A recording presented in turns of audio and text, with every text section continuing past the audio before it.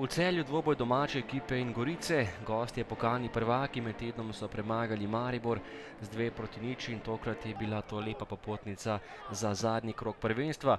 Prva akcija za Celjane, poskušal je vrhovec oddaleč na pravem mestu gostujoči vratar Caccioli, ki je tokrat dobil priložnost v moštvu Gorice.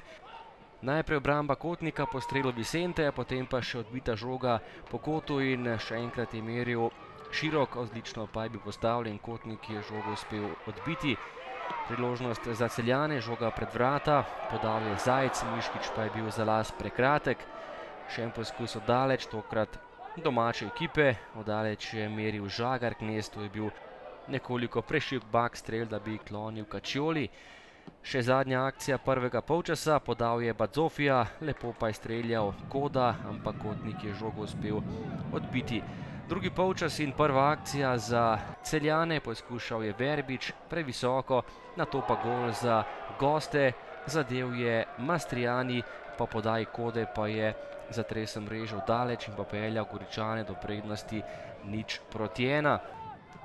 V 7. minuti nadaljevanja je Gorica povedla, potem pa akcija Celja, oddaleč je zgrešil Korošec, še enkrat izjemna priložnost za Bazofijo, po preigravanju je zgrešil vrata Kotnika.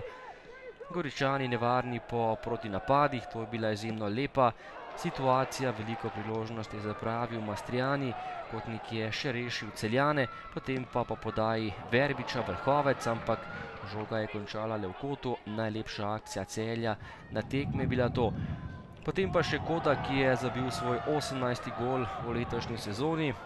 Bazofija je podal, Koda pa je premagal Kotnika in s tem tudi odločil tekmo. Celje, Gorica 0-2, do konca pravih akcij več ni bilo in Goričani so končali kot četrti, Celjani pa 8.